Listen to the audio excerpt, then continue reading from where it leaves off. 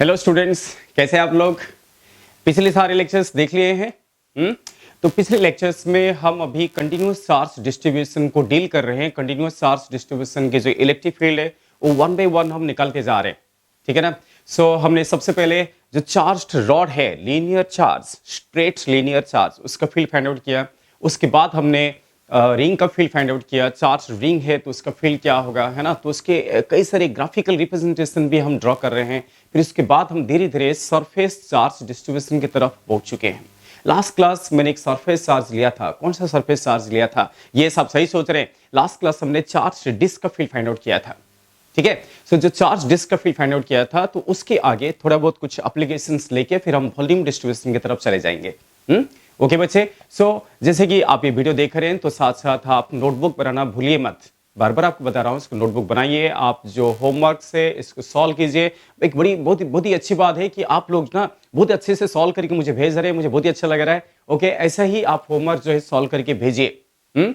जो बच्चे अभी भी नहीं भेज रहे हो, थोड़ा सोचना चाहिए आपको, है ना। सो जल्दी जल्दी जो है होमवर्क सॉल्व करो, भेजो, प्रैक्टिस करो, डाउट्स लेना जरूरी है। ओके, चलिए वापस हम पहुंच जाते हैं आज के क्लास में। आज के क्लास में काफी कुछ इंटरेस्टिंग डिस्कस होने वाला है, इसलिए अच्छे से ध्यान देते हुए कंसंट्रेशन के साथ वापस आ जाइए। बोर्ड की तरफ देखिए क्या लिखा है बोर्ड में, field of infinite charge sheet. मैंने लास्ट क्लास आपको क्या लिया था, चार्ज डिस्क लिया था। जैसे डिस्क में सरफेस चार्ज डिस्ट्रीब्यूशन था, वैसे भी एक सरफेस है, ये एक चार्ज शीट है, बट इसका लेंथ क्या है, इनफाइनाइट है। इसका ब्रेड क्या है, इनफाइनाइट है। दैट मींस इसके डायमेंशन क्या है, इनफाइनाइट है। और उस इनफाइनाइट जो चार्ज शीट है उसका फील्ड का एक्सप्रेशन फाइंड आउट करना है। कुछ बोला नहीं तो आप सिग्मा को कांस्टेंट एज्यूम कर लीजिए। ओके बेटा। सो हम कैसे फाइंड आउट करें। लास्ट क्लास जैसे कि हम डिस्क का ऑलरेडी डिस्कस कर चुके हैं, आपको याद होगा डिस्क का जो डेरिवेशन है, अगर आपने देखा नहीं होगा तो इमीडिएटली पिछले लेक्चर्स आके देखिए। डिस्क का डेरिवेशन जैसे हुआ था ये कुछ वैसा ही होने वाला है, क्योंकि मैं जो है ये जो है इनफाइनाइट शीट है, दिस इज ऑब्जर्वेशन पॉइंट। हम एक काम करते हैं, ये जो इनफाइनाइट शीट है आप डायरेक्टली कैसे फील्ड फाइंड आउट करोगे, डायरेक्टली फील्ड फाइंड आउट नहीं कर सकते। आपको मालूम है कि हम ये क्वेश्चन को इंटीग्रेशन मेथड से सॉल्व करेंगे। यस, आप सही सोच रहे हैं। इस क्वेश्चन को, इस प्रॉब्लम को आपको इंटीग्रेशन मेथड से सॉल्व करना पड़ेगा। एक बहुत ही इंपॉर्टेंट सिचुएशन है। देखिए इंटीग्रेशन मेथड में करने के लिए क्या चाहिए आपको ना एक छोटा सा एलिमेंट लेना चाहिए। ये जो है छोटा सा एलिमेंट है, जैसे मैंने डिस्क का एक छोटा सा एलिमेंट लिया था, वो रिंग बन गया था, वैसा ही यहां पे एक छोटा सा स्ट्रिप दिख रहा है। ओके बेटा, देखिए ये जो स्ट्रिप है, ये जो रिंग जैसे दिख रहा है, उसका रेडियस को हम स्मॉल आर मान लेते हैं, और एज यूजुअली इसका जो थिकनेस है इसको डी आर मान लेते हैं। डी आर उसका थिकनेस है। तो ये जो छोटा सा एलिमेंट दिख रहा है, ये रिंग जैसे दिख रहा है, तो यहाँ पे एरिया में चार्ज डिस्ट्रीब्यूशन हुआ है, इसलिए हमको एरिया को लेके सोचना पड़ेगा। ओके, अभी हम इसको टारगेट करते हैं, इस एलिमेंट को टारगेट करते हैं, क्योंकि ये एलिमेंट रिंग जैसे दिख रहा है, तो उसका एरिया कितना होगा। मैं एरिया इसलिए ले रहा हूं बिकॉज चार्ज का डिस्ट्रीब्यूशन एरिया में हुआ है। इसका एरिया कितना होगा, yes 2 pi r into d r. ये भी मैंने लास्ट क्लास बोला था। ये जो रिंग है, ये रिंग का लेंथ कितना है, ये जो छोटा सा एलिमेंट दिख रहा है, ये एलिमेंट एक रिंग है, रिंग का लेंथ कितना है 2 पाई आर, उसका ब्रेथ कितना है डी आर, इसलिए एरिया कितना आएगा 2 pi into d r. Okay, अगर एरिया इतना है तो चार्ज कितना आएगा, yes charge will be equal to sigma into D a. Sigma क्या है, चार्ज पर यूनिट एरिया, इसलिए सिग्मा डी ए मीन्स क्या है, sigma into 2 pi r into d r. तो ये आ गया है उस एलिमेंटरी रिंग का चार्ज। ओके, वंस चार्ज आ गया तो आप फील्ड निकाल सकते हैं, है ना। तो हम सिग्मा को क्या लिख सकते हैं, सिग्मा को लिख सकते हैं d a by d q by d a, charge per unit area, इसलिए डी क्यू को हम क्या लिखेंगे, सिग्मा डी ए। फाइन। तो ये जो एलिमेंटरी रिंग है उसका फील्ड का डायरेक्शन इस तरफ होगा। फील्ड का डायरेक्शन क्या बोला गया था, अवे फ्रॉम पॉजिटिव चार्ज। इस फील्ड को डी मान लेते हैं। सो डी का एक्सप्रेशन हम क्या करेंगे, रिंग का जो फॉर्मूला है उसके यूज करके फाइंड आउट करेंगे। रिंग का इलेक्ट्रिक फील्ड का फॉर्मूला क्या है, इसलिए मेरे साइड में इसको लिखा हूं, देख लीजिए। ये चार्ज रिंग है, ये चार्ज रिंग जो है इसमें चार्ज यूनिफॉर्मली डिस्ट्रीब्यूशन है, उसका फील्ड का फॉर्मूला क्या है, 1/4 pi epsilon naught qx by are square plus x square की पावर 3/2। ओके, सो ये क्या है, आर है, आर क्या है, radius of the ring, x क्या है, रिंग का सेंटर से लेके ऑब्जर्वेशन पॉइंट तक का दूरी, डिस्टेंस, वो भी यहाँ पे एक्स ही है। हम एक काम करते हैं, इसको एक्स मान लेते हैं। एक्स क्या है, ये जो रिंग का सेंटर है वहां से पी तक का डिस्टेंस है। तो हम डायरेक्टली ये फॉर्मूला यूज कर सकते हैं। सो बताइए मैं अब डी को कैसे एक्सप्रेस करूं? Yes, d e, so d e is equal to क्या होगा? 1/4πε0। ये फॉर्मूला यूज कर लेते हैं। क्यू की जगह हमें क्या लिखना पड़ेगा? D Q x upon x, तो एक्स ही है, अपॉन क्या? बड़ा आर क्या है? कैपिटल आर क्या है? रिंग का रेडियस है, जो कि यहाँ पे स्मॉल आर है, यहाँ रिंग का रेडियस स्मॉल आर है, तो इसलिए हमें लिखना पड़ेगा small r square plus x square की पावर कितना? 3/2। तो ये आ गया है, ये जो एलिमेंट्री रिंग है उसका फील्ड का एक्सप्रेशन। बस आप अभी क्या करेंगे? 1/4πε0 डी क्यू को क्या लिखेंगे? यहां देखो, डी क्यू को हम लिख सकते हैं sigma into 2πr into d r. Yes, correct. तो डी क्यू को ऐसे लिखा, उसके बाद x upon r square plus x square की पावर कितना? 3/2। तो ये आपको डी का एक्सप्रेशन मिल गया है। बस इस एक्सप्रेशन को आपको इंटीग्रेट करना है और आपको फील्ड फाइंड आउट करना है। देखिए, हम जब ऐसा रिंग लेते रहेंगे, ये तो इनफाइनाइट तक फैला हुआ है, ये तो इनफाइनाइट डायमेंशन शीट है।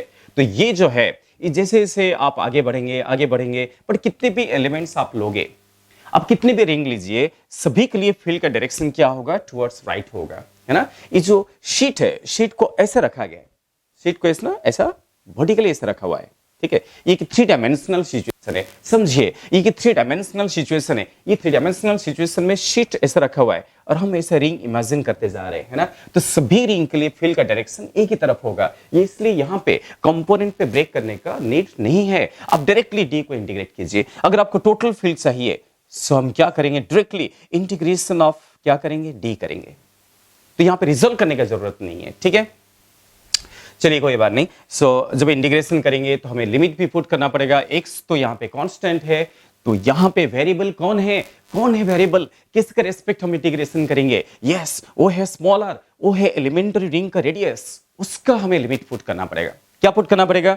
Tending from 0 to infinite. सोचिए, अगर मैं छोटा सा एलिमेंट लूं, छोटा सा, बहुत ही छोटा, यहां पे इसके आसपास लूं, तो r क्या होगा? टेंडिंग टू 0 होगा, और r टेंडिंग टू 0 टू क्या होगा? इनफाइनाइट। ये हर डायरेक्शन में, सभी डायरेक्शन में इनफाइनाइट तक फैला हुआ है। तो सबसे छोटा रिंग, उसका रेडियस टेंडिंग टू 0 है। थोड़ा बड़ा रिंग, थोड़ा बड़ा रिंग, थोड़ा बड़ा रिंग, ऐसे बड़ा होते होते उसका रेडियस क्या हो जाएगा? फाइनली इनफाइनाइट हो जाएगा। इसलिए मुझे इंटीग्रेशन में जो स्मॉल r है, जो वेरिएबल है, उसका लिमिट 0 से इन्फिनिट लिखना पड़ेगा।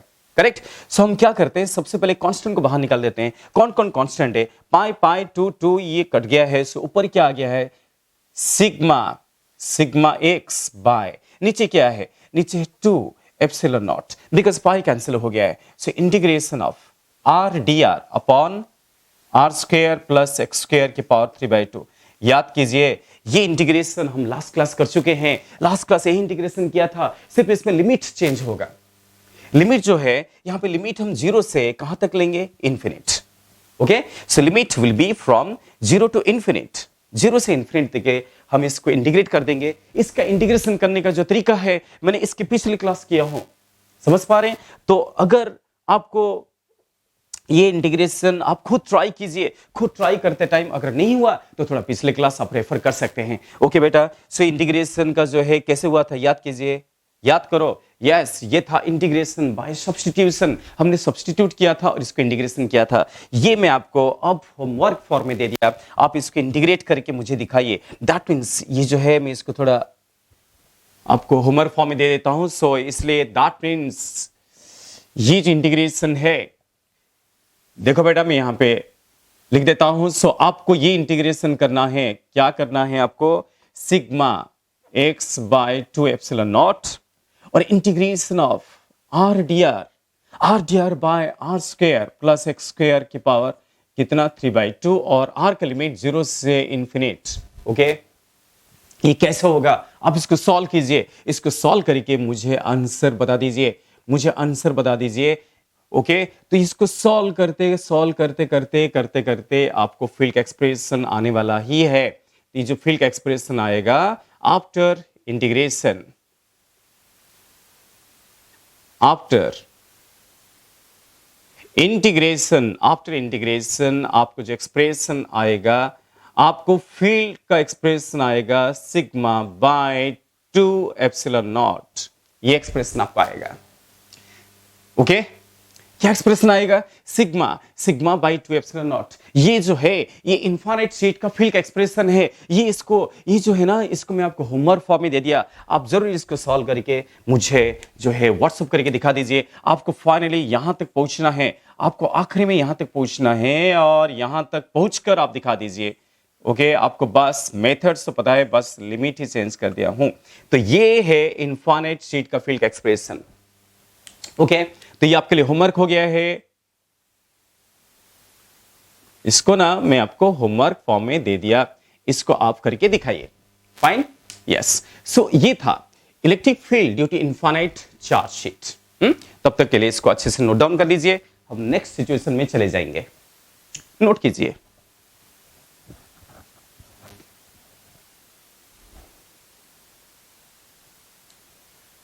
ओके बेटा, इसको जरूर इसको सॉल्व करके मुझे दिखाना। ओके सो कैसे करें अभी नेक्स्ट सिचुएशन।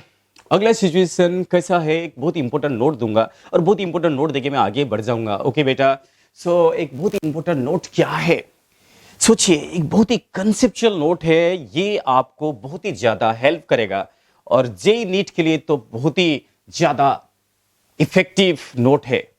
ओके इसको मैं मिटा देता हूं।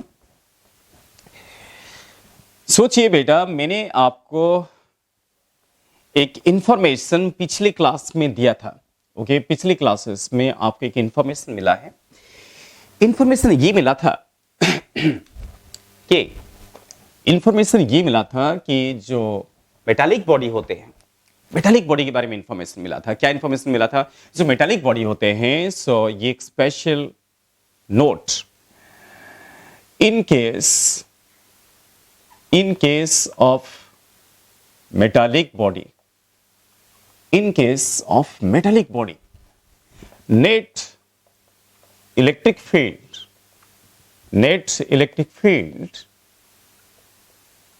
must be क्या?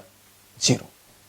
In case of metallic body, net electric field must be zero at a point inside metallic medium,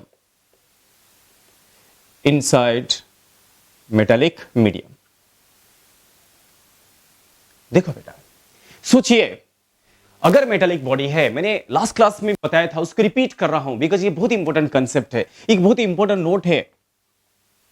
जे और नीट के लिए बहुत इंपॉर्टेंट लाइन में लिखा हूं, in case of metallic body net electric field. देखिए बेटा, नेट लिखना बहुत जरूरी है, इस बात को ध्यान में रखना, अपने नोट में इसको आइडेंटिफाई करना, ये बहुत इंपॉर्टेंट है। Net electric field must be zero at point inside metallic medium. मैंने नेट लिखने का मतलब क्या है, बिकॉज अगर बहुत सारे इधर उधर चार्ज रखे हुए हैं तो आपको ना सभी चार्जेस के इफेक्ट लिखना पड़ेगा। नेट का मतलब है उसके सराउंडिंग में जितने भी चार्जेस है, सभी चार्ज के इफेक्ट आपको लेना पड़ेगा। करेक्ट? इसका मतलब यह है कि मान लेते हैं कि ये ना कोई भी एक रैंडमली हम एक मेटालिक बॉडी ले लेते हैं। ओके ये जो है दिस इज मेटालिक मीडियम, एक सॉलिड मेटालिक बॉडी है, मेटल होना जरूरी है। तो ये जो मेटालिक बॉडी दिख रहा है, मेटालिक मीडियम दिख रहा है, सपोज इसके सामने हम एक चार्ज रख देते हैं। मतलब सिचुएशन कैसा है, मैं इसको एनालिसिस कर रहा हूं, आपके लिए एनालिसिस कर रहा हूं। ये चार्ज को प्लस क्यू ले लेते हैं। ओके बेटा बताओ, आप अब बताओ कि क्या होगा। ये प्लस क्यू चार्ज है तो क्या होगा? प्लस क्यू चार्ज है और ये न्यूट्रल मेटालिक बॉडी है, इसका कोई चार्ज नहीं है, तो चार्ज क्या होगा? इंड्यूस होगा। चार्ज कैसे इंड्यूस होगा? अगर ये मेटालिक बॉडी है और ये क्या है? न्यूट्रल है, न्यूट्रल मेटालिक बॉडी, ऐसा मैं ले लिया। ओके तो चार्ज इंड्यूस होना मतलब क्या है? मेटल में आपको तो बताया था मैंने, मेटल में क्या है? बहुत सारे फ्री इलेक्ट्रॉन्स है। नॉन मेटल में फ्री इलेक्ट्रॉन्स नहीं होते हैं, मेटल में फ्री इलेक्ट्रॉन्स होते हैं। देखो पूरा इलेक्ट्रॉन्स फ्री नहीं होते हैं, कुछ बाउंड इलेक्ट्रॉन्स भी होते हैं, कुछ बाउंड इलेक्ट्रॉन्स होते हैं, कुछ फ्री इलेक्ट्रॉन्स होते हैं, पर हम बात कर रहे हैं फ्री इलेक्ट्रॉन्स के। समझ पा रहे हैं? तो ये जो मेटालिक बॉडी है, इसमें जो फ्री इलेक्ट्रॉन्स है वो क्या करेंगे? ये खींचे हुए, ये अट्रैक्ट होते हुए उस सरफेस को चले जाएंगे। So therefore this charge will B negative, surface of this charge will B negative. और ये जितना नेगेटिव चार्ज होता है, इस तरफ क्या होगा? उतना ही पॉजिटिव चार्ज डिस्ट्रीब्यूशन होगा। तो ये नेगेटिव चार्ज है और ये पॉजिटिव चार्ज है। तो ये इसको हम क्या बोलते हैं, इंडक्शन बोलते हैं। हम क्या बोलते हैं, चार्ज इंड्यूस हो गया है, यहाँ पे नेगेटिव चार्ज इंड्यूस हो गया, इसको ना मैं माइनस क्यू इंड्यूस लिख देता हूं, this is minus Q induced, और इसको लिख लेता हूं plus Q induced, correct. So negative charge induce हुआ, दूसरी तरफ पॉजिटिव चार्ज इंड्यूस हुआ, बिकॉज इलेक्ट्रॉन्स की जगह छोड़ के चले गए, वहां पे पॉजिटिव चार्ज आ गया। सो अब सोचिए, अगर मैं कोई भी एक ऑब्जर्वेशन पॉइंट लेता हूं, जैसे कि सोचो ये सपोज एक ऑब्जर्वेशन पॉइंट है, इस पॉइंट पे हम फील्ड निकालना चाहते हैं, तो हम फील्ड कैसे निकाल सकते हैं, हम सभी चार्ज का जो इफेक्टिव फील्ड है, जो नेट फील्ड है, उसको हम ध्यान देंगे। ओके, नेट फील्ड कैसा है आपको तो मालूम है, फील्ड के डायरेक्शन के बारे में मालूम है कि away from positive charge and towards negative charge, ये जो एक्सटर्नल चार्ज है ये प्लस क्यू चार्ज है। देखो बेटा ये प्लस क्यू चार्ज है, और सपोज आपको ये जो डिस्टेंस है ना, ये प्लस क्यू चार्ज से ऑब्जर्वेशन पॉइंट तक का डिस्टेंस दिया है, मान लेते हैं डिस्टेंस आपको आर दिया है, अगर ये डिस्टेंस आर दिया है तो आप इसका फील्ड निकाल सकते हैं। So let this distance be r, अगर ये आर है तो इस चार्ज का फील्ड का डायरेक्शन क्या होगा, यस बोलिए, ये चार्ज का फील्ड का डायरेक्शन क्या होगा। अगर ये पॉजिटिव चार्ज है तो पॉजिटिव चार्ज के लिए क्या है, अवे फ्रॉम पॉजिटिव चार्ज, तो ये पॉजिटिव चार्ज का फील्ड का डायरेक्शन किस तरफ होगा, इस तरफ होगा। सो this is the direction of field of charge plus Q, this is the field of charge plus Q. Positive charge का फील्ड का डायरेक्शन इस तरफ है। अब सोचिए अगर पॉजिटिव चार्ज का फील्ड का डायरेक्शन राइट साइड को है, तो इंड्यूस चार्ज का फील्ड का डायरेक्शन किधर होना चाहिए, जो चार्ज मेटेलिक सरफेस पे इंड्यूस हो गया है उनकी फील्ड का डायरेक्शन क्या होना चाहिए बेटा बताओ। यस, लेफ्ट को होना चाहिए, लेफ्ट को होगा तभी तो नेट फील्ड क्या होगा, तभी तो net electric field must be zero होगा। यस, मस्ट बी जीरो, इस बात को ध्यान में रखिए, एक तो नेट वाली बात ध्यान में रखना, और मस्ट बी जीरो ध्यान में रखना। तो कोई भी पॉइंट पे नेट इलेक्ट्रिक फील्ड जीरो कब होगा, इलेक्ट्रिक फील्ड वेक्टर है, एक वेक्टर राइट को है तो और एक वेक्टर लेफ्ट को होना चाहिए, दोनों का मैग्नीट्यूड क्या होना चाहिए, सेम होना चाहिए। तो अगर ये चार्ज का इलेक्ट्रिक फील्ड राइट को है, तो ये जो इंड्यूस चार्ज दिख रहा है, राइट साइड इंड्यूस चार्ज दिख रहा है, लेफ्ट साइड इंड्यूस चार्ज दिख रहा है, उसका फील्ड किधर होना चाहिए, टुवर्ड्स लेफ्ट होना चाहिए। ये सब सही सोच रहे हैं, ये फील्ड टुवर्ड्स लेफ्ट होना चाहिए। और इसको जो है मैं ऐसे लिखता हूं, field due to induced charge, okay, field due to induce charge, तो इंड्यूस चार्ज का फील्ड लेफ्ट को होना चाहिए। और बेटा वैसे भी सही तो है ना, अब थोड़ा दिमाग लगाइए, अरे ये पॉजिटिव इंड्यूस चार्ज है, पॉजिटिव इंड्यूस चार्ज का फील्ड का डायरेक्शन क्या होगा, लेफ्ट को होगा, है ना। सिर्फ आप इंड्यूस चार्ज को देखो, ये पॉजिटिव इंड्यूस चार्ज है और ये क्या है, ये है नेगेटिव इंड्यूस चार्ज। सो आपको तो पता ही है फील्ड का डायरेक्शन क्या है, पॉजिटिव चार्ज तो away from positive charge, negative induce charge तो टुवर्ड्स नेगेटिव इंड्यूस चार्ज, तो दोनों इंड्यूस चार्ज का डायरेक्शन किधर आएगा, लेफ्ट को आएगा। यस, सो दैट मींस अगर एक्सटर्नल चार्ज का फील्ड राइट को है तो इंड्यूस चार्ज का फील्ड क्या हो गया, लेफ्ट को हो गया। ये जो पॉजिटिव इंड्यूस चार्ज है उसका फील्ड किधर है, लेफ्ट को है, बिकॉज फील्ड का डायरेक्शन सोचिए away from positive charge and towards negative charge. ये प्लस का डायरेक्शन उस तरफ है, ये माइनस का डायरेक्शन उस तरफ है, तो नेट भी उस तरफ है।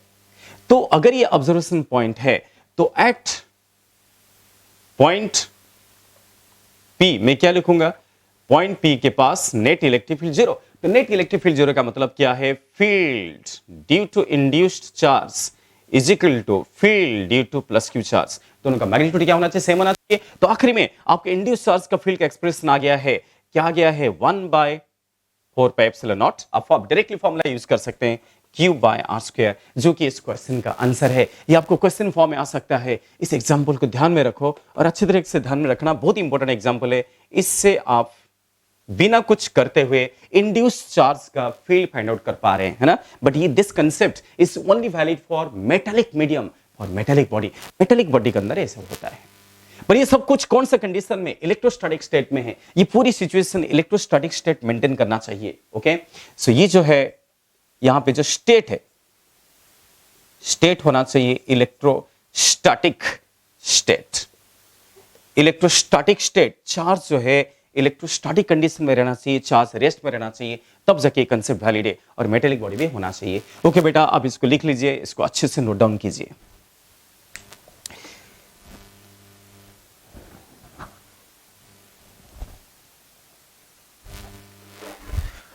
ओके, सो चलिए इसको आप पॉज करके भी नोट कर सकते हैं, इसको मैं मिटा देता हूं, ये इंपॉर्टेंट कंसेप्ट हो गया है। इसके आगे अब मैं आपको और एक सिचुएशन की तरफ ले लूंगा। देखो हमने रॉड ले लिया है, रिंग ले लिया है, डिस्क ले लिया है, इनफाइनाइट शीट ले लिया है। अब हम क्या करेंगे, थोड़ा स्पीयर की तरफ ही जाएंगे। थोड़ा सा एक स्पीयर की तरफ जाएंगे। तो एक छोटा सा क्वेश्चन क्या है, आपको ना एक हेमिस्फेरिकल शेल दिया है। दैट मीन्स आपके सामने अब सिचुएशन ऐसा है, ये आपके सामने सिचुएशन है, ऐसा सिचुएशन दिया है और ये हेमिस्फेरिकल है, आधा स्फेरिकल है।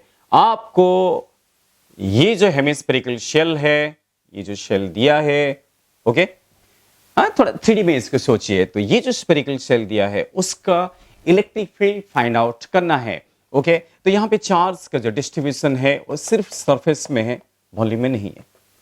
इसका आप हॉलो भी मान सकते हैं।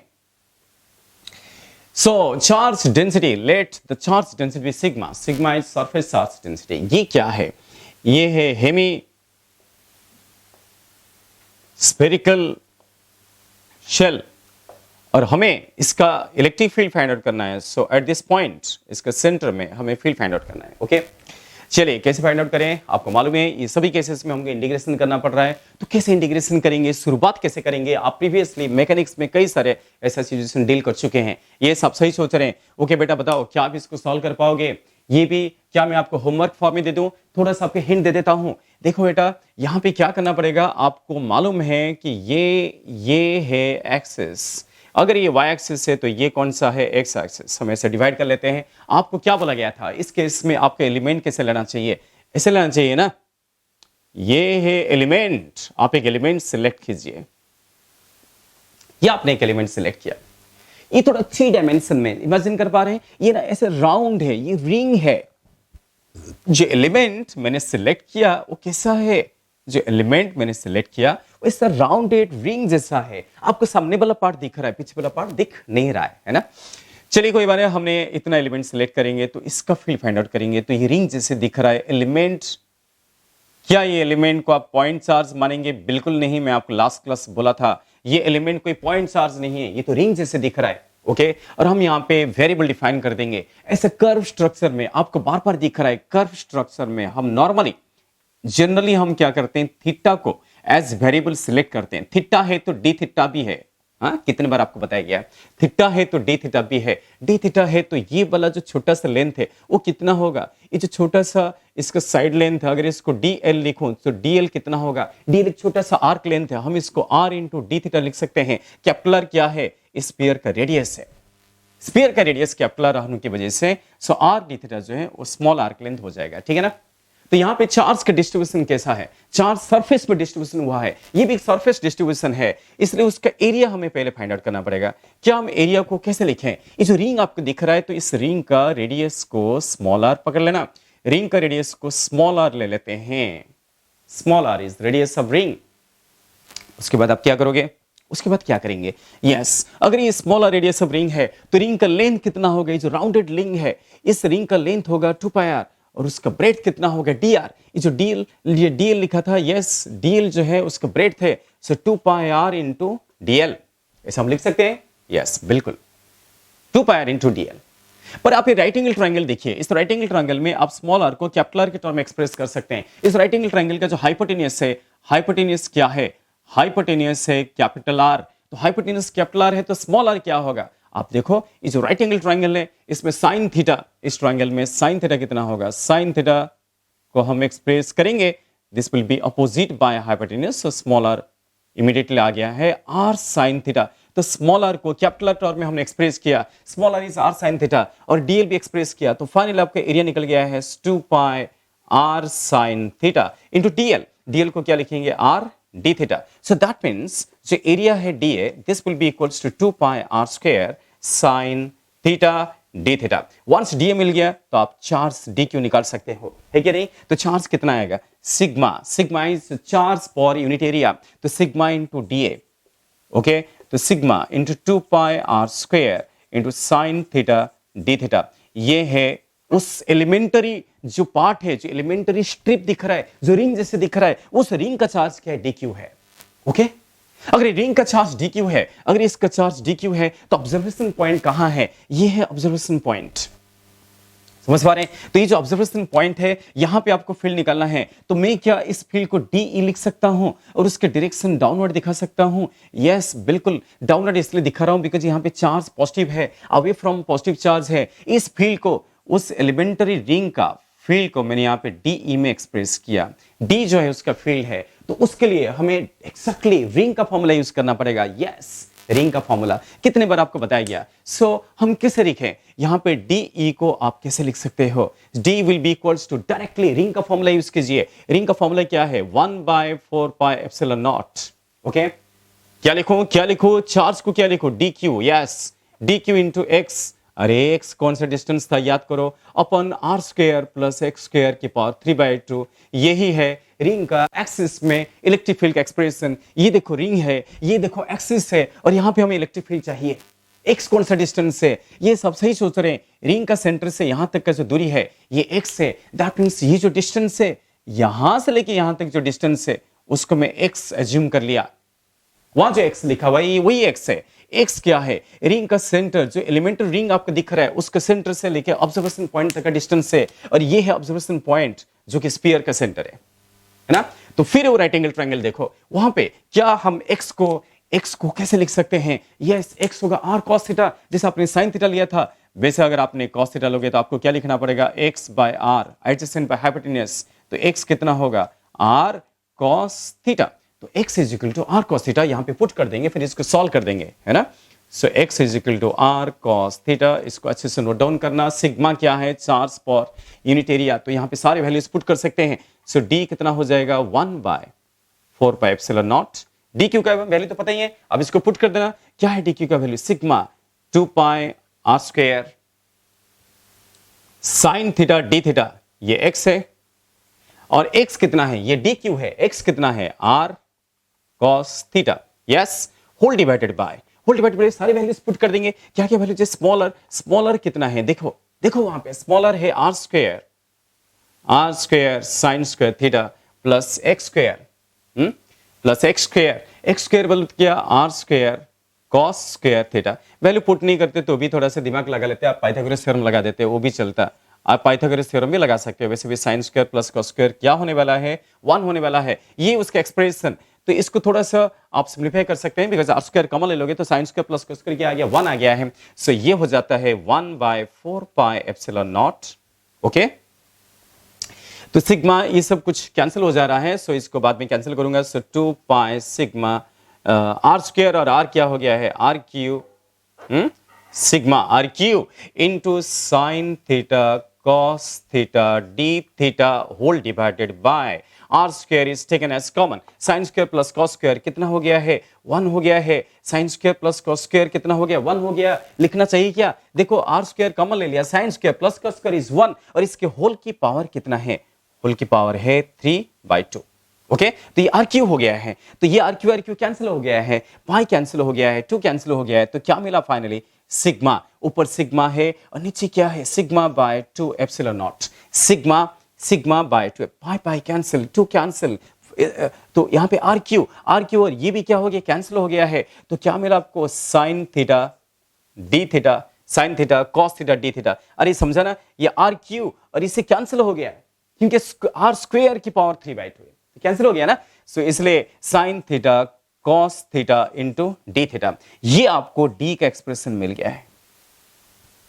ओके, क्या आप यहां पे डीई को स्प्लिट करने का जरूरत है? क्या इसको रिजल्व करने का जरूरत है? बिल्कुल नहीं है, बिकॉज आप जहां भी एलिमेंट लेंगे, आप जहां भी एलिमेंट लोगे, सबके फील्ड का डायरेक्शन क्या होगा? डाउनवर्ड होगा। इसलिए हमें फील्ड को, जो एलिमेंट्री फील्ड है, उसको ब्रेक करने का कोई जरूरत नहीं है। सो डायरेक्टली हम इंटीग्रेशन करेंगे। अगर आपको टोटल फील्ड चाहिए सो डायरेक्टली आप डी को ही इंटीग्रेशन करना, बिकॉज सभी एलिमेंट का फील्ड का डायरेक्शन सेम है। सो दैट मीन्स कांस्टेंट बाहर आ गया है, sigma bye 2 epsilon not integration of sine theta cos theta D theta. ये आपके सामने इंटीग्रेशन आ गया, एक बहुत ही छोटा इंटीग्रेशन आ गया है। अब आखिरी में थीटा का लिमिट। ओके, एज यूजुअली बार बार मैं आपको क्वेश्चन करता हूं, लिमिट को ध्यान दीजिए। कौन बताएगा थीटा का लिमिट कैसे पुट करना चाहिए? आपको क्या लग रहा है? देखिए बेटा कि अगर इस एलिमेंट को एकदम ऊपर ले लूंगा, ओके, ये जो रिंग है अगर एकदम ऊपर से सिलेक्ट करेंगे तो थीटा क्या होगा? 0 होगा। यस, थीटा हम किसके रेस्पेक्ट माप रहे हैं? थीटा ये जो वर्टिकल एक्सिस दिख रहा है, ये जो एक्सिस दिख रहा है उसके रेस्पेक्ट माप रहे हैं। सो थीटा जो है एक 3 डायमेंशनली सोचना चाहिए आपको। थीटा ऐसा है, ये कोई 2D में नहीं है फिगर, सोच पा रहे हैं? तो ये है एक्सिस, ये है रिंग, ये रिंग है जो एलिमेंट जो थीटा है। तो ये क्या है, अगर ऊपर एलिमेंट लेते हैं तो थीटा कितना हो गया, 0 हो गया। थोड़ा सा और नीचे का रिंग लेंगे, थीटा थोड़ा बढ़ जाएगा, और थोड़ा नीचे का रिंग लेंगे, थीटा और थोड़ा बढ़ जाएगा, और थोड़ा नीचे लेंगे, ऐसे बढ़ते बढ़ते बढ़ते बढ़ते बढ़ते बढ़ते एकदम सबसे बेस के पास जो रिंग लोगे तो थीटा क्या होगा, 90। थीटा क्या होगा, 90। थीटा सभी तरफ है ना। तो इसलिए थीटा का लिमिट क्या होना चाहिए, थीटा इसके रेस्पेक्ट मापा जा रहा है। ये सब सही सही सोच रहे हैं। थीटा का लिमिट 0 से कहां तक होगा, 90 तक होगा। इसलिए 0 to 90 डिग्री ये थीटा का लिमिट है। ओके तो इस इंटीग्रेशन को सॉल्व कर दीजिए और आपका आंसर आ जाएगा। ओके बेटा, आप इसको कैसे सॉल्व करोगे, आपको बताया था मैंने previously, sine theta cos theta D theta, इसको कैसे सॉल्व करते हैं। इसको इस तरीके से सॉल्व कर लेते हैं, इसको लिख लीजिए आप। तो अगला स्टेप में हम क्या करेंगे, यहां से यहां जाते हैं। सो E इज इक्वल टू क्या है, sigma bye 2 epsilon not, sigma bye 2 epsilon not. देखो यहां पे एक फॉर्मूला लगेगा, क्या मैं इसको ऐसे लिख सकता हूं, 2 साइन थीटा कॉस थीटा का क्या फॉर्मूला है, ऊपर 2 मल्टीप्लाई किया, नीचे भी 2 मल्टीप्लाई किया और डी थीटा लिख दिया, ऐसे भी चलेगा। 0 से लिमिट, अभी भी आपने सीखा लिमिट क्या होना चाहिए, 0 से π/2 होना चाहिए। कई बार बच्चे गलत कर देते हैं, 0 से π/2 क्यों होना चाहिए, मैंने आपको समझाया, एक 3 डायमेंशनल एंगल है, चारों साइड से है। ओके चलिए कोई बात नहीं। सो मैं क्या किया, ऊपर 2 मल्टीप्लाई किया, नीचे 2 मल्टीप्लाई किया, तो अगला स्टेप में क्या लिखूं। सो नेक्स्ट स्टेप में ये हो गया है सिग्मा, सोचो, सो सिग्मा बाय क्या, सिग्मा बाय 4 एप्सिलॉन नॉट। ये 2 to 4 हो गया, तो integration of 2 sin theta into cos theta क्या होगा, sin 2 theta D theta, limit 0 से π/2, करेक्ट। और यहां लगेगा डायरेक्ट फॉर्मूला, कौन सा फॉर्मूला है, sigma bye 4 epsilon not.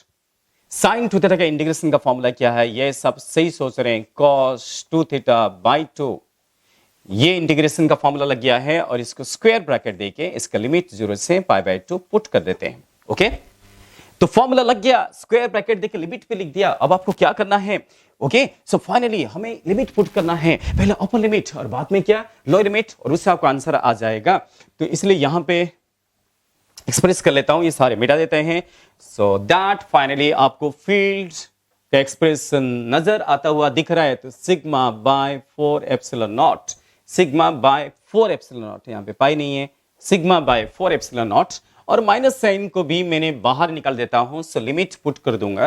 So limit put करेंगे तो ये जो 2 है, ये 2 को भी बाहर ले लेंगे ना, तो ये क्या हो जाएगा, 8 हो जाएगा, और यहाँ पे cos 2 थीटा रह जाएगा। लिमिट पुट करेंगे, सो cos 2 theta, theta means upper limit, upper limit कितना है, π/2, cos 2 theta minus lower limit cos 2 0 means 0। तो ये है लिमिट कैसे पुट करते हैं, अपर लिमिट थीटा को π/2 लिखना, लोअर लिमिट थीटा को 0 लिखना। सो फाइनल आपको क्या मिल गया है, minus sigma bye 8 epsilon not. अरे cos पाई कितना है, -1, माइनस cos 0 कितना है, 1। तो फाइनली कितना मिला, सिग्मा बाय, ये 2 8 कट गया है, 4 एप्सिलॉन नॉट, जो कि इस क्वेश्चन का आंसर है। इस क्वेश्चन का आंसर है सिग्मा बाय 4 एप्सिलॉन नॉट। अगर हेमिस्फेरिकल स्फीयर है तो आपको कैसे डील करना है, ये सारी चीज प्रैक्टिस पे डिपेंड करता है। आप जितने ज्यादा प्रैक्टिस करेंगे आपको उतना ज्यादा रियलाइज होगा कि इंटीग्रेशन मेथड से कैसे सॉल्व करते हैं, ओके ये कैलकुलस मेथड से कैसे सॉल्व करते हैं। चलिए कोई बात नहीं, इस क्वेश्चन का आंसर आपके सामने आ गया है, ठीक है। ओके अभी हम क्या करेंगे, अगर ये क्वेश्चन आपको समझ में आ गया है, अब हम क्या करेंगे, कंप्लीट स्फीयर को जाएंगे, आधा स्फीयर नहीं पूरा स्फीयर ले लेंगे। सो नेक्स्ट सिचुएशन है electric field of spherical shell, electric field of uniformly charged spherical shell. इसको पॉज करके लिख लेना बच्चा। देखो बच्चे वीडियो देखना नहीं है, आपको साइड बाय साइड बोला गया था, जो है आपको प्रैक्टिस करना, होमवर्क सॉल्व करना, प्रैक्टिस करना, ये सारी चीजें मत भूलिए। ओके सो अच्छे से प्लान आउट करना, बहुत अच्छे से प्लान आउट करना। सो प्रीफरेबली जो मॉर्निंग टाइम है उसको खुद पढ़ने में स्पेंड कीजिए, मॉर्निंग टाइम में जो है कंसेप्ट एनालिसिस कीजिए, प्रैक्टिस कीजिए, कैलकुलेशन कीजिए, डाउट पूछिए, ये सारी चीजें आपको दिन भर करते रहना चाहिए। और मोस्टली हम आपको जो वीडियो लेक्चर्स है वो इवनिंग टाइम में भेज रहे हैं, तो इवनिंग टाइम में बैठकर वीडियो लेक्चर्स देखकर फिर आप नोटबुक तैयारी करते रहिए। ओके, इस तरीके से आप टाइमिंग प्लानिंग बना सकते हैं, ठीक है ना। चलो कोई बात नहीं। सो अभी नेक्स्ट जो है, नेक्स्ट सिचुएशन आप देखिए, electric field of, next situation है electric field of uniformly charged. कुछ लिखा नहीं तो यूनिफॉर्मली समझना है ना। Uniformly charged spherical shell, spherical shell. तो एक स्फेरिकल शेल है, एक होलो स्फीयर है, तो वो यूनिफॉर्मली चार्ज्ड है, उसके इलेक्ट्रिक फील्ड फाइंड आउट करना है। तो हम सिचुएशन तो समझ में आ गया ना आपको। मैं यहां पे स्फेरिकल शेल लिख सकता हूं या मेटालिक स्फीयर भी लिख सकता हूं। स्फेरिकल शेल लिख सकते हैं या तो मेटालिक स्फीयर लिख सकते हैं। मेरा बोलने का मतलब यह है कि जो हम सिचुएशन ले रहे हैं इसमें चार्ज का डिस्ट्रीब्यूशन कहां होने वाला है। चार्ज का डिस्ट्रीब्यूशन सिर्फ सरफेस में होने वाला है। देखो बच्चा, ये देखो, ये है स्फेरिकल शेल, ये है स्फेरिकल शेल जिसमें चार्ज कहां पे डिस्ट्रीब्यूशन हुआ है, सिर्फ सरफेस पर डिस्ट्रीब्यूशन हुआ है, वॉल्यूम में डिस्ट्रीब्यूशन नहीं हुआ है, सिर्फ सरफेस में है। तो हम क्या डिफाइन करेंगे, सिग्मा। सिग्मा मींस क्या है, चार्ज पर यूनिट एरिया। तो आपको ना अलग अलग पॉइंट पे इलेक्ट्रिक फील्ड फाइंड आउट करना है। आपको आउटसाइड फाइंड आउट करना है, आपको इनसाइड फाइंड आउट करना है, आपको सरफेस में फाइंड आउट करना है, ठीक है। सो अगर मैं एक पॉइंट, ऑब्जर्वेशन पॉइंट आउटसाइड लेता हूं, सो दिस इज ऑब्जर्वेशन पॉइंट। ये अगर ऑब्जर्वेशन पॉइंट है, ये जो डिस्टेंस है इसको स्मॉल आर मान लेते हैं। स्मॉल आर क्या है, ऑब्जर्वेशन डिस्टेंस है, यहां से लेके यहां तक का डिस्टेंस है। हम हमेशा ऑब्जर्वेशन जो डिस्टेंस है उसके लिए स्मॉल आर सिंबल यूज करेंगे। जबकि कैपिटल आर क्या है, कैपिटल आर स्फीयर का रेडियस है। स्फीयर का रेडियस क्या है, कैपिटल आर है, करेक्ट। सो यहां पे जो है, अगर आउटसाइड आपको फील्ड निकालना है और अगर मैं पॉजिटिव चार्ज ले रहा हूं तो पॉजिटिव चार्ज के लिए फील्ड का डायरेक्शन क्या होगा, away from positive charge. Yes, आप सही सोच रहे हैं। तो आउटसाइड फील्ड का direction away from positive charge, ये आउटसाइड फील्ड है। याद रखिए, कोई भी स्फेरिकली सिमेट्रिक डिस्ट्रीब्यूटेड चार्ज, कोई भी स्फेरिकली सिमेट्रिक डिस्ट्रीब्यूटेड चार्ज को जब हम बाहर से देखते हैं तो ये हमें ना पॉइंट जैसे अज्यूम होता है। ये पॉइंट जैसे हम फॉर्मूला लगा सकते हैं, पॉइंट चार्ज का फॉर्मूला लगा सकते हैं। इसलिए क्योंकि आप बाहर से देख रहे हैं और यहाँ पे चार्ज का डिस्ट्रीब्यूशन आउटसाइड से आप देख रहे हैं, तो इसलिए आप ई आउटसाइड का फॉर्मूला डायरेक्टली यूज कर सकते हैं। ई आउटसाइड के लिए आप क्या कर सकते हैं, 1/4πε0 इनटू इसका जो टोटल चार्ज है, टोटल चार्ज को मैं बड़ा क्यू मान लेता हूं। ओके, बड़ा क्यू क्या है, टोटल चार्ज है, तो हम क्या लिख सकते हैं, q by small r square, q by small r square. Okay, q क्या है, total charge on the sphere, ठीक है, टोटल चार्ज, उसको हम क्यू मान रहे हैं। सिग्मा तो चार्ज डेंसिटी है। तो आउटसाइड के लिए जब आप स्फीयर को बाहर से देख रहे हैं, आप पॉइंट चार्ज का फॉर्मूला लगा सकते हैं। बिकॉज जो स्फेरिकली सिमेट्रिक बॉडीज होते हैं, है ना, स्फेरिकली सिमेट्रिक बॉडीज होते हैं, वो पॉइंट जैसे बिहेव करते हैं, तो इसलिए पॉइंट चार्ज जैसे बिहेव करेगा, इसलिए हम ये फॉर्मूला यूज किया, है ना। अच्छा, अगर किसको सरफेस में फाइंड आउट करना है, जैसे कि आपको यहां पे फील्ड फाइंड आउट करना है, सो सरफेस पे जो फील्ड आएगा, ई एट सरफेस, ये पॉइंट सरफेस में है। ये क्या था, आउटसाइड था, ये सरफेस में। सरफेस के लिए कुछ नहीं, आपको क्या करना पड़ेगा, स्मॉल आर को कैपिटल आर पुट करना पड़ेगा। तो फॉर्मूला क्या होगा, 1/4πε0 क्यू बाय, ये चीज हम ग्रेविटेशन में कर चुके हैं बेटा, याद करो, ग्रेविटेशन चैप्टर आपका हो चुका है, मैंने आपको बताया था, वो सारे चीजें यहां पे आएंगे, वही तो आ रहे हैं। सो क्यू बाय स्मॉल आर को आप कैपिटल लिखो, कैपिटल आर स्क्वायर। ओके, अब आप इसको ना सिग्मा के टर्म में भी लिख सकते हैं। सिग्मा क्या है, सिग्मा क्या है, सिग्मा है चार्ज बाय एरिया। ये चार्ज है, ये एरिया है, इसको ना थोड़ा सा अच्छे से अरेंज किया जा सकता है। इसको 1/ε0 अलग कर देता हूं। सो ऊपर आ गया चार्ज, नीचे आ गया, देखो क्या एरिया, ये किसका एरिया है, ये स्फीयर का एरिया है। तो चार्ज पे एरिया क्या बन गया, सिग्मा बन गया है। सिग्मा क्या है, चार्ज पर यूनिट एरिया, तो ये क्या हो गया, sigma by ε0। So field at surface, sphere का जो स्फेरिकली डिस्ट्रीब्यूशन चार्ज है, जो अगर चार्ज सरफेस में है, तो आप सरफेस के पास फील्ड को क्या लिख सकते हैं, सिग्मा बाय ε0। तो सरफेस के आसपास जो इलेक्ट्रिक फील्ड है वो क्या होगा, सिग्मा बाय ε0 होगा। और आउटसाइड ये फॉर्मूला आएगा। आप सारे एक्सप्रेशन सिग्मा के टर्म में भी बदल सकते हैं। बिकॉज आप सिग्मा को क्या लिख रहे हो, आप सिग्मा को ऐसे लिख रहे हो, sigma is equal to constant. मैंने क्या बोला था, सिग्मा कांस्टेंट का मतलब क्या है, चार्ज का डिस्ट्रीब्यूशन यूनिफॉर्म है, और सिग्मा अगर कांस्टेंट है तो जाके आप सिग्मा को ऐसा लिख सकते हो डायरेक्टली q बाय 4πr²। ऐसे हमेशा नहीं लिखते, ऐसे हमेशा नहीं लिखते, डायरेक्टली डिवाइड हमेशा नहीं करते। कब करते हैं? अगर सिग्मा कांस्टेंट है, अगर चार्ज का डिस्ट्रीब्यूशन या जो भी डिस्ट्रीब्यूशन है अगर यूनिफॉर्म है तो जाके आप ऐसे कर सकते हैं। चलो कोई बात नहीं, आउटसाइड फील्ड आ गया है, सरफेस फील्ड आ गया है, ये फॉर्मूला ध्यान में रखना, ये थोड़ा काम का चीज है, ये हमारे लिए काम का चीज है ना, इसको ध्यान में रखो। ये सरफेस के पास फील्ड का एक्सप्रेशन है, ये आउटसाइड एक्सप्रेशन है। चलो इनसाइड के बारे में सोचते हैं। अगर ऑब्जर्वर अंदर घुस गया है, अगर ऑब्जर्वर अंदर घुस गया है ना, क्या उसको कुछ फील अपीयर होगा? नहीं, बिकॉज अंदर कोई चार्ज नहीं है, अंदर कोई चार्ज नहीं है। इसलिए जो है यहां पे इनसाइड जो पॉइंट है, अगर हम यहां पे पॉइंट ले, ऑब्जर्वेशन पॉइंट यहां पे ले ले, तो वहां पे फील्ड क्या आएगा? जीरो। ये बात मैंने आपको ग्रेविटेशनल फील्ड भी बताया था कि अगर होलो स्फीयर है, अंदर ग्रेविटेशनल फील्ड क्या होता है? जीरो होता है। सिमिलर यहां पे इलेक्ट्रिक फील्ड क्या आएगा? जीरो आएगा। ओके, स्मॉल आर जो है this is observation distance. Okay, हम इसको स्मॉल आर मान सकते हैं, कोई बात नहीं, मान सकते हैं, पर वहां पे फील्ड नहीं होगा। तो दैट मींस फील्ड जो है वो इनसाइड स्पेस में क्या आएगा? जीरो आएगा। ठीक है, तो अल्टीमेटली हम इसके एक ग्राफ बना सकते हैं, बिल्कुल बना सकते हो। सो हम क्या करते हैं, वाई एक्सिस में इलेक्ट्रिक फील्ड ले लेते हैं और एक्स एक्सिस में स्मॉल आर ले लेते हैं। स्मॉल आर क्या है? ऑब्जर्वेशन डिस्टेंस है। कहां से ऑब्जर्वेशन डिस्टेंस है? सेंटर से है। तो आपको ग्राफ कैसे बनेगा? यस, पहले पहले फील्ड जीरो आएगा। देखिए ये क्या है? ओरिजिन है। ओरिजिन का मतलब क्या है? आप सेंटर में चलेंगे। स्मॉल आर क्या है? जीरो है। सेंटर में फील्ड जीरो है। सभी जगह में अंदर के जितने पॉइंट्स है सभी जगह में फील्ड जीरो है। इसलिए ग्राफ आपको पहले जीरो दिखाएगा। ग्राफ आपको जीरो दिखाएगा। कब तक? कब तक ये जीरो रहेगा? जब तक हम सरफेस में पहुंच नहीं जाते। दैट मींस ये है कैपिटल आर। कैपिटल आर का मतलब क्या? हम सरफेस में पहुंच गए। सरफेस में जैसे पहुंच जाएंगे फील्ड इमीडिएटली क्या होगा? मैक्सिमाइज होगा। सरफेस के पास फील्ड क्या हो जाएगा? मैक्सिमाइज हो जाएगा। यहां पे ग्राफ में एकदम से एक डिसकंटिन्यूटी आएगा। देखो ये एक डिसकंटिन्यूअस बिहेवियर है। क्या आपको यहां पे कुछ कंटिन्यूटी दिख रहा है? क्या फील्ड में कुछ कंटिन्यूटी दिख रहा है? नहीं दिख रहा है। इस बात को भी ध्यान में रखना। दैट मींस होलो स्फीयर जहां पे चार्ज सरफेस में डिस्ट्रीब्यूशन होता है, अंदर फील्ड जीरो होता है और एकदम से फील्ड क्या होता है? मैक्सिमम होता है। So there is no continuity, there is no continuous behaviour of electric field with respect to observation distance. इस बात को भी ध्यान में रखिए। उसके आगे क्या होगा? यहां फील्ड एकदम से बढ़ गया है और आउटसाइड फील्ड आप देखो, आउटसाइड जो है ना, ये जो है ये फील्ड इनवर्सली प्रोपोर्शनल है किसको? आर स्क्वायर को। दैट मींस अगर आर बढ़ेगा तो फील्ड क्या होगा? घटेगा। आर बढ़ेगा तो फील्ड कम होगा। आर जब इनफाइनाइट हो जाएगा तो फील्ड क्या होगा? Tending to zero. So when are tending to infinite, so outside field will tends to zero. इस बात को ध्यान में रखते हुए हम ग्राफ कैसे बनाएंगे? ये कौन सा कर्व है? ये पैराबोला है, because y is inversely proportional to r square. ये कर्व कौन सा है? पैराबोला है। इसलिए हम एक पैराबोलिक कर्व बना देंगे। ये है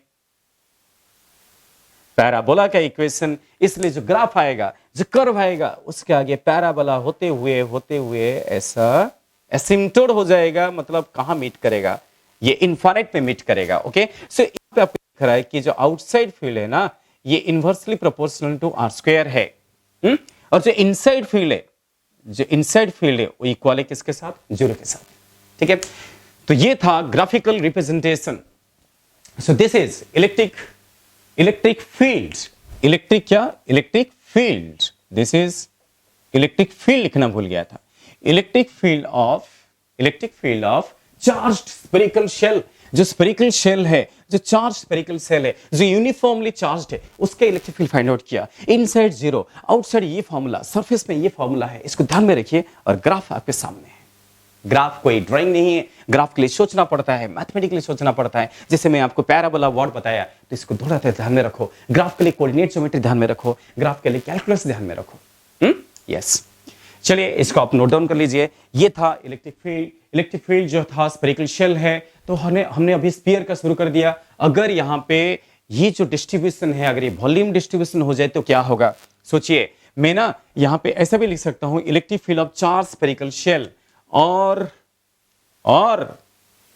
कंडक्टिंग या मेटालिक स्पीयर, वो भी चलता है। और मेटालिक स्पीयर, आप मेटालिक स्पीयर भी ले सकते हैं। ये इसके लिए भी यही सारे एक्सप्रेशन वैलिड होगा। क्यों? बिकॉज मेटल में चार्ज कभी भी अंदर एग्जिस्ट नहीं करता। ओके, इस बात को ध्यान में रखो। अगर ये मेटल है समझो, ये अगर मेटल स्फीयर है, ये एक सॉलिड मेटल स्फीयर है, ये हॉलो नहीं है, वो तो हॉलो था, ये एक सॉलिड मेटल स्फीयर है। सॉलिड मेटल स्फीयर अगर है, ये क्या है, सॉलिड है, ये हॉलो नहीं है, ये हॉलो नहीं है, ये क्या था, हॉलो था, ये हॉलो था, इसलिए स्फेरिकल शेल लिखा था। सॉलिड है बट ये क्या है, मेटालिक है। मेटालिक अगर होगा तो क्या चार्ज मेटालिक स्फीयर के अंदर एग्जिस्ट करेगा, क्या चार्ज उसके अंदर एग्जिस्ट करेगा, नहीं, इस केस में तो एग्जिस्ट नहीं करेगा। ये क्या आइसोलेटेड मेटालिक स्फीयर है, आइसोलेटेड, ओके। तो ये जो मेटालिक स्फीयर है, चार्ज ना सिर्फ कहां पे एग्जिस्ट करेगा, सरफेस में। देखो बेटा, हमेशा रटने जैसे काम मत करना, रटने जैसे याद मत रखना, जो सिचुएशन इसको समझना, ओके। इस सिचुएशन के लिए सिर्फ बता रहा हूं, ये ना देखो एक आइसोलेटेड स्फीयर है, इसका चार्ज हम क्या ले रहे हैं, क्यू ले रहे हैं, या चार्ज डेंसिटी सिग्मा ले रहे हैं। एग्जैक्टली सिमिलर बिहेवियर है। देखो आप, होता क्या है, प्रैक्टिकली क्या होता है, सोचो आप, मेटल के अंदर चार्ज क्यों एग्जिस्ट नहीं करेगा, बिकॉज मेटेलिक मीडियम क्या है, कंडक्टिंग मीडियम है, ओके। चार्ज ना ऐसे सब रिपेल होके कहां तक आ जाएंगे, सरफेस तक आ जाएंगे। आप समझ पा रहे हैं, तो चार्ज है, वो चार्ज रिपेल होते हुए, चार्ज रिपेल होते हुए जो है सरफेस पे आ जाएंगे, और सरफेस को छोड़ के जा नहीं पाएंगे, बिकॉज सरफेस का ना एक बाउंड्री है, सरफेस का एक बैरियर है, सरफेस एक बैरियर जैसे ट्रीट करता है। सरफेस को हम एक पोटेंशियल बैरियर बोल सकते हैं, उस पोटेंशियल बैरियर को क्रॉस करके जा नहीं सकता चार्ज, वो बात भी ध्यान में रखिए। पर हो गया क्या, सॉलिड मेटेलिक स्फीयर में चार्ज जो है, अगर आप चार्ज छोड़ देते हैं तो क्या होगा, आप बोलेंगे मैं चार्ज को लेके छोड़ दूंगा उसके अंदर, बट क्या होगा, ये चार्ज जो है ना फ्रीली रिपेल हो जाएंगे, और फ्रीली रिपेल होके कहां तक आ जाएंगे, सरफेस तक आ जाएंगे। तो ये एक बहुत बड़ा डिफरेंस है, मेटेलिक बॉडी और नॉन मेटेलिक बॉडी में बहुत बड़ा डिफरेंस है। डिफरेंस क्या है कि जो नॉन मेटेलिक बॉडी है, वहां पे चार्ज का ऐसा फिक्स पोजीशन होता है।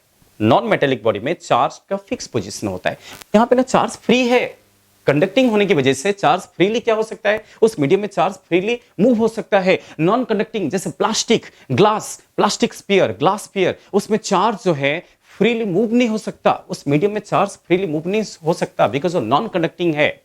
बट मेटल क्या है, कंडक्टिंग मीडियम है। कंडक्टिंग मीडियम होने की वजह से, मेरे बात को अच्छे से सुनो, मेटल कंडक्टिंग मीडियम होने की वजह से चार्ज ना फ्रीली क्या होंगे, मूव कर सकते हैं उस मीडियम में। और वैसे ही हुआ, यहां पे चार्ज ना कभी अंदर एग्जिस्ट नहीं करेगा, ये फ्रीली मूव होके, कंडक्ट होके कहां तक आ जाएंगे, सरफेस तक आ जाएंगे। बट अगर मेटेलिक स्फीयर की जगह कोई प्लास्टिक स्फीयर आ जाए, कोई प्लास्टिक स्फीयर आ जाए, या तो कोई ग्लास स्फीयर आ जाए, तो वहां पे चार्ज का पोजीशन क्या फिक्स है, तो चार्ज ऐसा फ्रीली कंडक्ट होते हुए, मूव होते हुए सरफेस को नहीं आ सकता। जो चार्ज जहां पे वहीं पे ही फिक्स हो जाता है, जो चार्ज जहां पे क्रिएट हुआ वहीं पे ही फिक्स हो जाता है, ओके। तो इस तरीके से हम क्या कर सकते हैं, कंडक्टिंग और नॉन कंडक्टिंग, मेटेलिक और नॉन मेटेलिक दोनों को डिस्टिंग्विश कर सकते हैं। ये बात भी आप जरूर ध्यान में रखिए। ये कौन सा मीडियम है, मेटेलिक मीडियम है, यहां पे चार्ज कहां पे होगा, सरफेस पे होगा, क्यों होगा, मैं इसका एक्सप्लेनेशन आपको दिया, समझ में आया आपको एक्सप्लेनेशन, यस, वो आप जरूर ध्यान में रखो। तो यहां पे चार्ज सरफेस में होगा, तो ये सारा एक्सप्रेशन वैसे ही आएगा। तो इसलिए अगर हॉलो है, ये कुछ भी हो सकता है, ये हॉलो है तो कुछ भी हो सकता है, आप मेटेलिक लो या नॉन मेटेलिक लो, कुछ फर्क नहीं गिरता, बिकॉज हम पहले से हम क्या बना दिया, हॉलो बना दिया। बट अगर आप सॉलिड लेते हो, तो फिर यहां पे आपको सोचना चाहिए, सॉलिड लेने से मेटेलिक अगर आएगा तो अलग केस बनेगा, सॉलिड नॉन मेटेलिक आएगा तो अलग केस बनेगा। आज मैंने क्या किया, मेटेलिक लिया या हॉलो लिया या सरफेस में चार्ज डिस्ट्रीब्यूशन किया। अब हम नेक्स्ट क्लास में, जो अगला क्लास हम लेंगे, उसमें हम ना नॉन मेटेलिक बॉडी लेंगे, नॉन मेटेलिक स्फीयर लेंगे, नॉन मेटेलिक सॉलिड स्फीयर लेंगे, तो उसमें देखेंगे चार्ज का डिस्ट्रीब्यूशन कैसे होता है।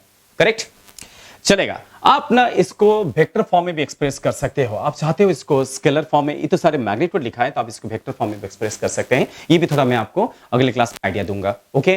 तब तक के लिए आप क्या कीजिए, जो ये लेक्चर्स हुआ इसको आप नोट डाउन कीजिए, लिखिए और याद कीजिए कि जो नोट डाउन करना मत भूलिए, और प्रैक्टिस करना मत भूलिए, होमवर्क करना मत भूलिए, और हमसे इंटरेक्ट करना मत भूलिए, ओके।